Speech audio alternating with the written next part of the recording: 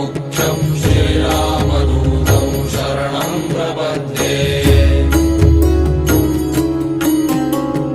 मनोजवं मारुततुल्यवेगं जितेन्द्रियं बुद्धिमतां वरिष्ठं वातात्मजं वानरयूथमुख्यं श्रीरामदूतं शरणं